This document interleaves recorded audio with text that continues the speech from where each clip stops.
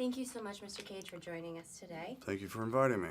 In the film The Croods, you play a father of a rebellious teenage daughter. You have 2 sons, so is that anything you were familiar with?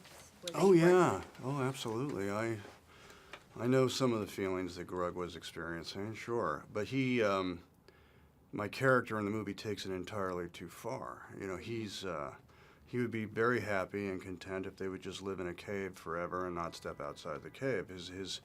His motto is new is bad and fear is good, and I don't believe that, you know. I think it's important to explore and it's important to discover new things, but I do have a normal level of concern, you know. If you love your children, it's impossible not to. Which brings me to my next question. There's 15 years difference between your 2 sons. Has that kind of taught you over the years when to let go? Obviously, Grug is not ready for that until the very end. Is that something you've learned? Well, without making too many parallels to my own personal life, I will say that I have gone through times where I understood the power of letting go.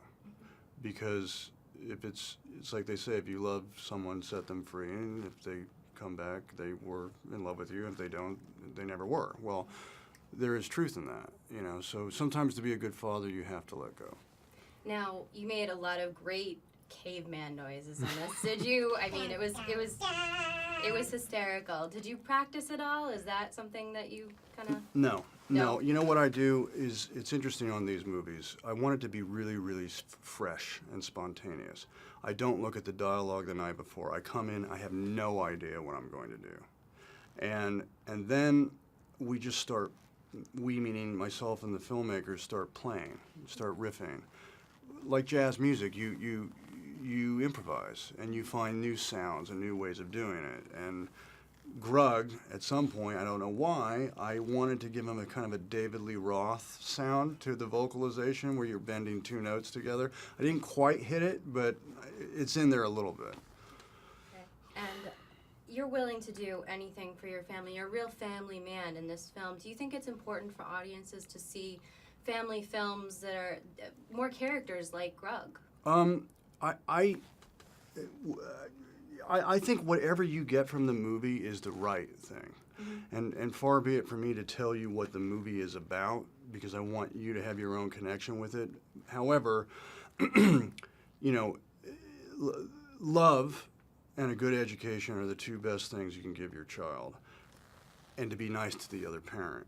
So to see models in movies of family dynamics sorting their issues out and staying close, I think is valuable, and I think it is relevant. I mean, I think families can go to this movie and have laughs and get emotional and talk about it over dinner. I think it's good for families. Now, you've done a lot of dramas, and you've done a lot of, this is obviously a comedy. What do you prefer? Do you have a preference? Do you like making people laugh, or do you like making people feel more emotional? I mean, I am a dramatic actor. Those are my roots. That is my foundation and my base. So if you had to categorize me, I would say I'm a dramatic actor from independently spirited, dramatic, independent movies.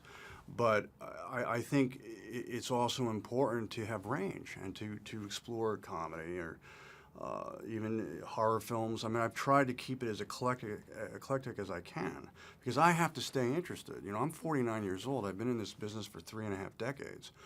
I was basically a child actor. I started at 15. For me to stay interested, I have to keep switching it up and trying different things. Even if people don't get it, you know, I have to do it just so I stay interested. Well, you certainly always kept me interested Thank in you. your movies, so thank thank you you so much for speaking with Thanks. me. I appreciate it. I appreciate your inviting me on the show, so thank you. Thank you.